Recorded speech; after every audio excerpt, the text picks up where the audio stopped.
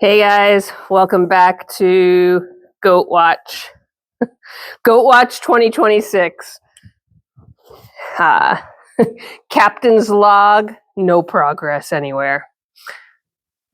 Denali is staying a bit away from the herd, which is interesting. They do that when they're starting to get close. They use the herd for comfort, but at the same time, if they're going to give birth, they don't really want everybody all over them. And goats respect it. So I've talked about the fact that I let the goats kid in the herd. And I do that on purpose, right? I know common practice, normal practice for most goat breeders is to pull their does in as they get closer and closer to kidding and put them in a segregated stall or pen and just have them confined, right? And when you have a large herd with lots of goats that's an easy way to do it because you can control the situation much more than having them free and loose and the ability to go out into the pasture. I, on the other hand, firmly believe that confining a pregnant goat, a heavily pregnant goat that's, pending labor, is not the best methodology. This is an opinion, not a fact. There's no science behind, well, there might be a little science behind it. There's not much science behind it. There's no studies been done other than my personal experience. And my personal experience is that allowing the goats to stay within the herd, allowing them to move freely, to continue to walk, run, jump, do what they want to do all the way until they give birth is the better practice for my herd. Now, I have a really small herd. I have camera views across all of my pastures. I can see every corner of everything. So I do have a setup that supports it. And I think that's important, right? People don't want pasture births because you can lose kids that way, especially if you have, hundreds of acres, right? I'm not talking about that, right? I'm a smaller scale. So these guys will stay right where they are, complete in the herd until they give birth. And what happens when one goat goes into labor is most of the goats, interestingly enough, will respect that.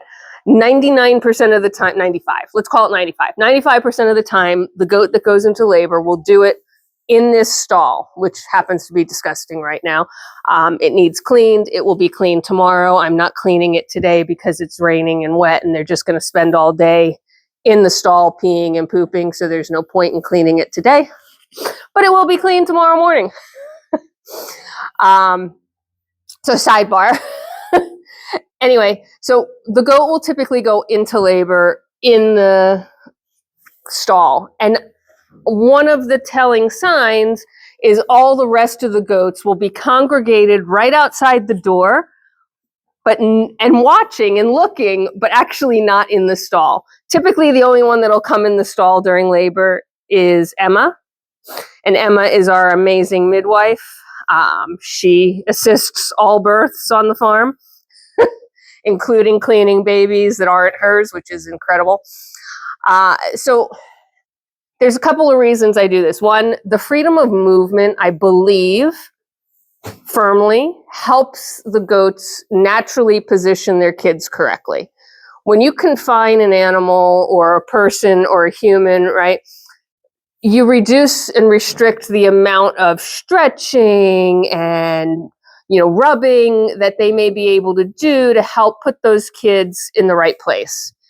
And that may be why I have many more natural unassisted births than other goat owners. Maybe. No science behind that. It's just my belief, my opinion. Second is they have the comfort of the rest of the herd around them. They feel safe. They feel secure. They're surrounded by, it's almost like having bodyguards, right? They feel no threat from a predator. And yes, if they're confined in a pen or a stall, they should feel no threat from a predator. But remember that their brains are wired that being alone is dangerous. They're a herd animal. So keeping them with the herd all the way through is key from my perspective to them feeling comfortable enough to go into labor. It is also why when they go into labor, I do not rush down to the barn. I may, well, sometimes I do, to be fair, but I don't rush into the stall. How about that? That's probably the better word. I will spend a lot of time sitting in the barn outside the stall, listening, peeking, but I don't go into the stall, right? I want them to feel comfortable. And despite the fact that they know me, I'm the food lady, they love me, I'm still a human predator in their, reptilian brain, right? In the back of their head. And when they're giving birth, they're not focused on, oh, this is mom who loves me and takes care of me. They're focused on danger, danger, Will Robinson, don't let the babies out.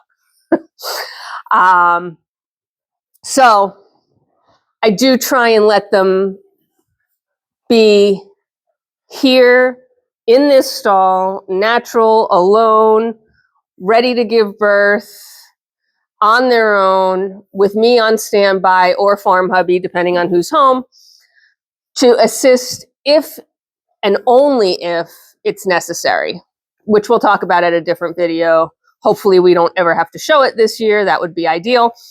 So what we're doing now, or what I'm doing now, aside from taking this video and having a chat, is this is the perfect time for me to check goat tushes. And what I'm looking for on goat tushes is, one, does anybody have a poofy back end? Does it look like it's pushed out and protruding and potentially having some pressure behind it, right? So that, maybe kids are positioning, maybe kids are heading into the birth canal. It isn't always that they go into labor, instantaneously after the goat is in the birth canal. Well, all right, don't quote me. That might not be the perfect science and not the perfect way to say it. But what I'm saying is, like, their rear ends get pushed out. Persephone's is already kind of a little extended, and she's still got a ways to go. So it's certainly not a signal that things are happening tomorrow, tonight. But it's a way for me to take a look and see how things are progressing. It's also a good way for me to check their udders and their tail ligaments without them really being bothered because they're distracted by eating hay. And then the last piece is when labor is pending, they know it, and they often go, quote, off their feed, meaning, you see how voraciously they're eating, right? They're quite comfortable just mowing down the hay as fast as I can put it in their hay hanger. Lotus is a great example of, hey, I'm just going to take giant mouthfuls and eat as much as possible, as fast as possible. JC hasn't stopped munching. So all of that being said, they're distracted. It's a good way for me to just walk up behind them, lay my hands on them, and check all the things, right? So that's what I was doing before I decided to take this video and do a little chat. Meanwhile, it is February 20th as of this recording.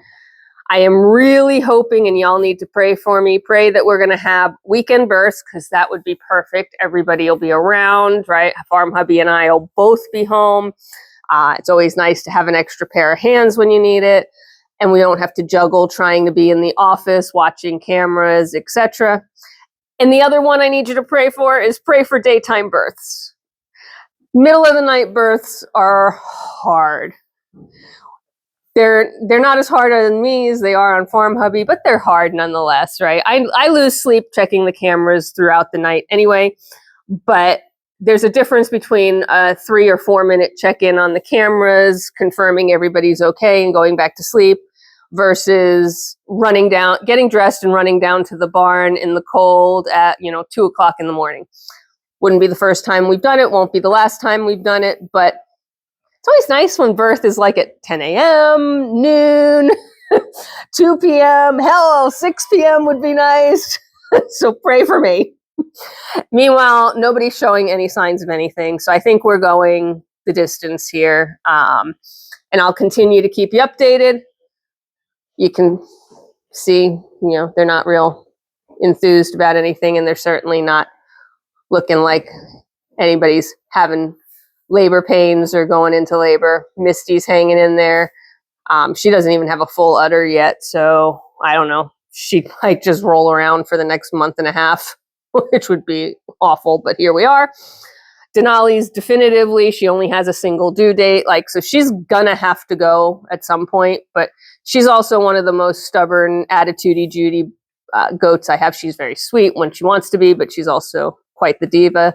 So she may just, hang on to those kids until way past her due date just to spite us. That would be par for the course with her. Ren's looking nice and toasty round. She's such a tiny goat. I'm really hoping that she's only got a single in there, but 2 little twins wouldn't be bad either, as long as they're little. Anyway, this has gotten much longer than intended, so I'm going to leave it there. I hope you all are having a fabulous day, night, evening, wherever you are in this world. Take care of yourselves. Take care of each other. Enjoy a quick view of the foggy, rainy, miserable weather we're having. Bob has found a dry spot to hang out. Bobby Socks has been observing me from the top of the rafters or the top of the stall doors since I got in the barn. And I'm going to head back and get back to work because it is a work day and I've got to get my rear end back in gear. I hope you all are having a fabulous day. Again, take care of yourselves, take care of each other, be kind, and I'll see you at the next one. Bye for now.